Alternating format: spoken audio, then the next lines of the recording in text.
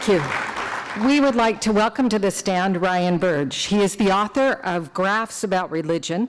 He's a professor of practice at the John C. Danforth Center of Religion and Politics at Washington University in St. Louis.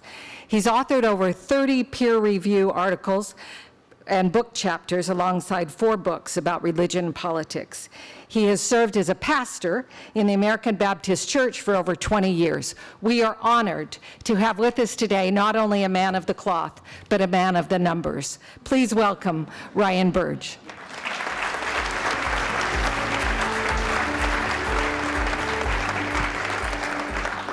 Hi, everybody. Do you like graphs? Okay, it's going to be a rough 15 minutes for those people who don't like graphs.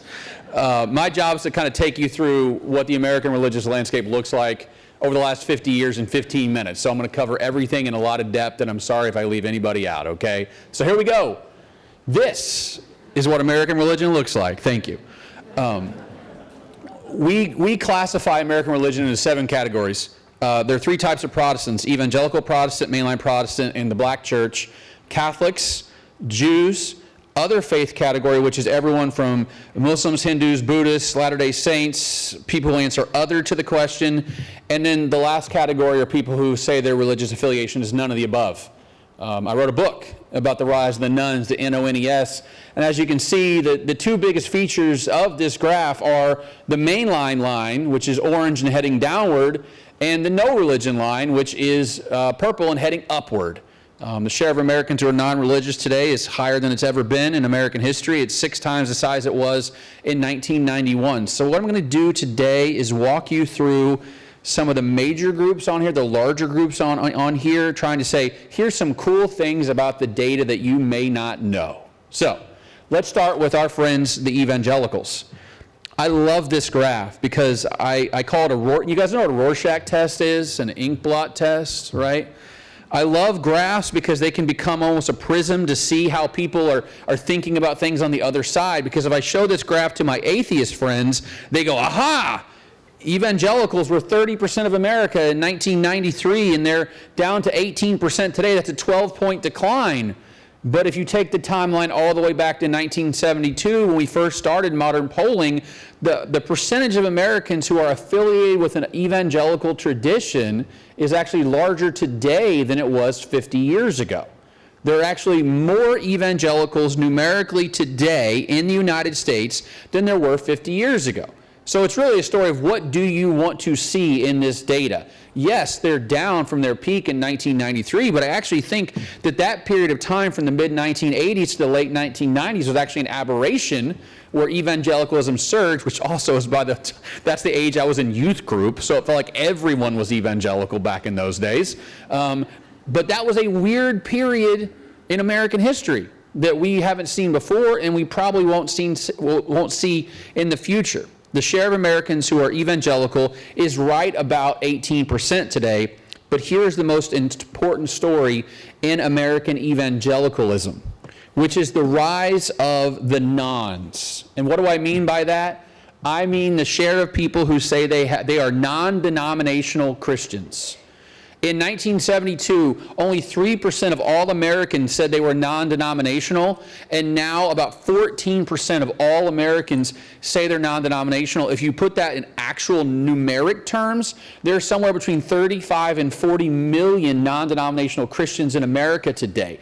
To put that in comparison, the Southern Baptist Convention is about 12.5 million, and the Catholic Church is 62 million. So there might be 40 million non-denominational Protestants, and now 1/3 of all Protestants in America identify as non-denominational. So the future of American evangelicalism is much more fractured than we've ever seen before, and from a pure statistical standpoint, this makes me angry. Because who are you going to call here, right? What national office can how many people you got? There's 50,000 of them all over America. It's one church here and one church there, and this one closes and that one opens and they change their name. And that is what the future is going to be like. It is not going to be in denominational Christianity. It's going to be in non-denominational Christianity. Okay, now this is the main line. When I say that term main line, I feel like sometimes I have to describe it and sometimes I don't. The mainline are the sort of more moderate flavor of American Protestant Christianity. So United Methodist Church, Episcopalians, United Church of Christ, Evangelical Lutheran Church of America, Presbyterian Church USA, Disciples of Christ, American Baptist, which is the tradition that I was a pastor in for 20 years. The mainline in 1958 was over half of all American adults. 52% of Americans were part of a mainline tradition in the late 1950s. When we started polling in the 1970s, it was around 30%. And as you can see today, the share of Americans who are mainline Protestants is now actually 9.5%. A group that was over half of America is now less than 10% of America. And I think in many ways, I have a book coming out, plug, in January, where I make the case. It's called the Vanishing Church, How the Decline of Moderate Congregations Hurts Democracy, Faith, and Us. And I really do think that a lot of the problems we face in America is due to the mainline going away. It's actually increased political polarization in the United States. And it doesn't just show up in the survey data, it also shows up in the denominational data too. American Baptist, Disciples of Christ, Evangelical Lutherans, Presbyterian Church USA, the Episcopal Church, the United Church of Christ, and the United Methodist Church. As you can see, most of them are down at least 40. Actually, the American Baptist number is wrong, and I know it's wrong because a secretary in Nebraska put the wrong number in and never fixed it. And the reason I know this is because she emailed me about it. And I was like, I don't know what to do. But we're down about 35% as well. But you can see the Disciples of Christ are down almost 75% since the 1970s. I mean, and the United Methodist drop here is actually before their schism, when they lost 25% of their members and 25% of their churches. United Methodist Church and the Southern Baptist Convention were the same size in 1968. And now the Southern Baptists are 12.5 million, and the United Methodists are closer to 4 million. That's how much religion has changed in America in just the last 50 years. And it gets even worse when you actually look at the demographic data. God bless the Episcopalians because they actually share this data. I mean, I would hide it, but they, you know, because it's as bad as you think it is. Half of their membership have celebrated their 65th birthday. Just think about that demographically. Actuarially, the Episcopal Church is going to be 35 to 40% smaller in 20 years than it is right now, just through death. Because look at the number of people at the bottom. Only 13% of them are under the age of 18, and half are over the age of 65. And if we assume that every one of those kids sticks in the church, and they won't, their retention rate's about 60%, you're still talking about a 40% decline in the Episcopal Church in 20 to 25 years. I mean, it is as catastrophically bad as it could possibly be.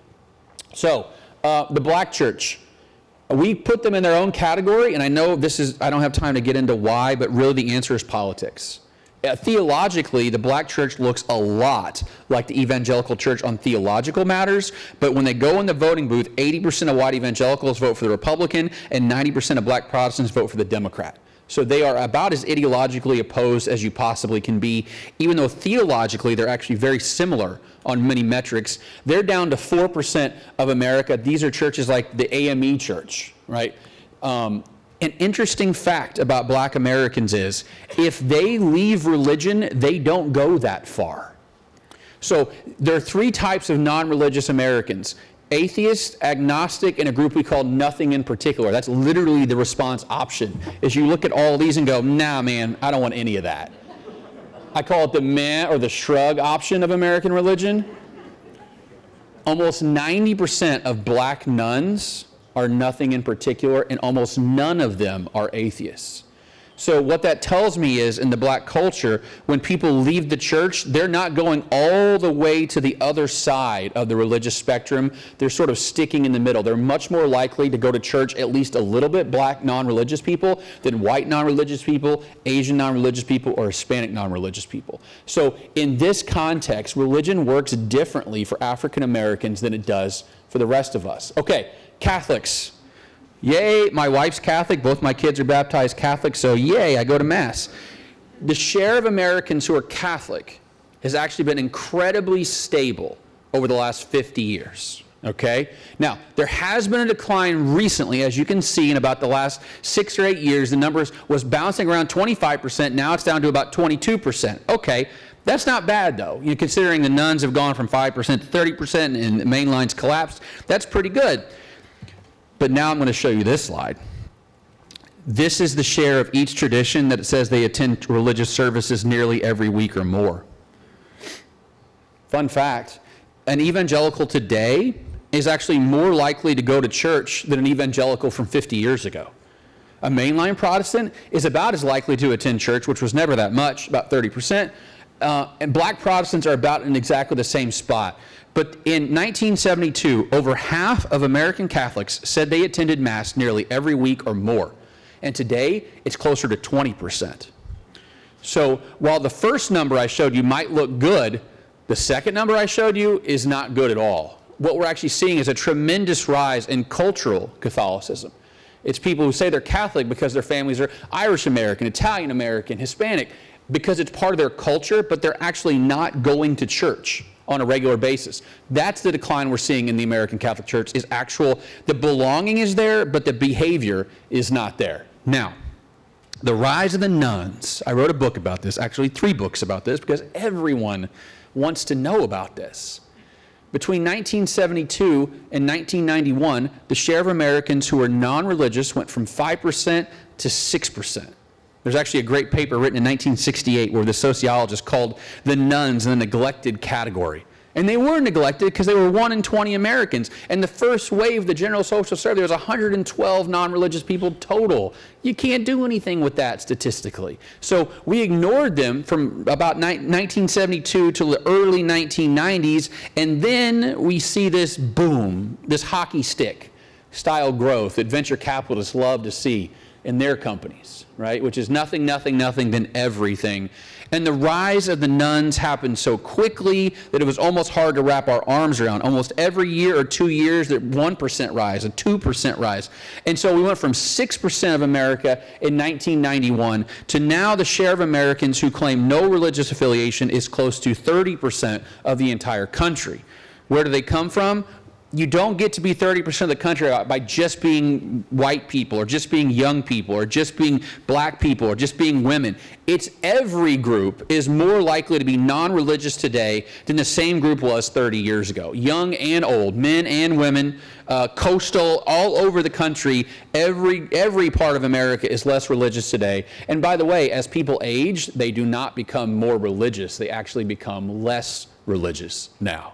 So this rise of the nuns is, now it's plateaued, as you can tell in this graph, and in this graph, I break it down by generations, because everyone loves generations.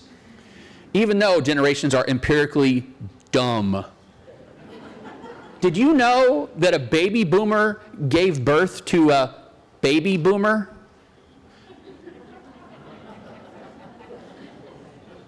Just let that roll around in your brain for a second. 1946, if you were born in 1946 and had a child at 17, your child was also a baby boomer, which makes absolutely no sense at all. But everyone loves them, and I like clicks and likes and retweets, so here we are. And I also am an elder millennial, which means it feels like none of this actually applies to me. I was born in 1982, so it's like I'm not really a millennial, but I'm not really X either at the same time.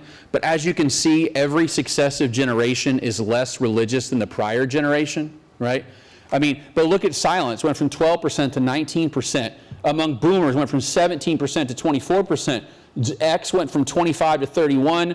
Millennials went from 33 to 42, and Gen Z went from 39 to 46. Every generation is up from their baseline, but notice the last couple of years how those numbers have not risen, maybe since 2020 or 2022. That's actually a big thing happening in American religion right now. The share of Americans who are non-religious has stuck around 30% the last 4 years, which is good news. Here's the bad news. People in those top 2 categories are going to be dying in droves in the next 20 years and being replaced by people in the bottom right category who are significantly less religious. We are not seeing a religious revival in this country. I know what the media tries to tell you. It is not true. Unless you see the share of Gen Z who are non-religious drop to 30%, the share of nuns will rise in this country. It's just math at this point, because they're 42 to 45% non-religious, replacing generations that are 19 and 24% non-religious. That's how America changes. It's just called generational replacement. We will be more nunny in 10 years than we are today, unless something dramatic happens. And I can't model the Holy Spirit, guys. It doesn't work that way. That's just the direction we're going. I just have to deal with the math. So, smaller religious groups. This comes from the most recent Pew Religious Landscape Study. As you can see, Buddhists have gone from 0.7% to 1.1%. Hindus have doubled from 0.4% to 0.9%. Jews, 1.7% at 1.7%. Muslims have tripled in this country from 0.4% in 2007 to 1.2% in the most recent data. And then everybody else, Jedis, Wiccans, everyone who clicks the other category and writes something in the box, has gone from 1.4% to 2.2% over time. This is what American religion looks like right now. We don't realize, I think, sometimes what groups are big and what groups are small. Most Americans are still Christians, though. 63% of American adults today still identify as Christian, about 30% are none, and about 7% are everybody else. So, this is really what we look like right now. This is what the future is going to look like. Those bottom bars are going to replace those top bars, and there's going to be new generations added along the bottom here, and that's how American religion changes over time. I'll leave you with this. If you ask me to guess your current religious affiliation, and I could not ask any questions about religion specifically, what question would I ask? It is simply, what is your political ideology? That is the most predictive factor when it comes to your current religious affiliation, especially if you're non-religious. 62% of very liberal people identify as non-religious. It's 11% of very conservative people. We call this the God gap or the Pew gap. It's only getting larger in America, and it's only going to be more problematic in America going forward because it's almost like we're on two different worlds. The left is full of atheists, agnostics, nothing in particular, very liberal, and the right will be full of religious people who are very conservative, and there will be no one left in the middle. And I believe that religion is a load-bearing wall in American democracy.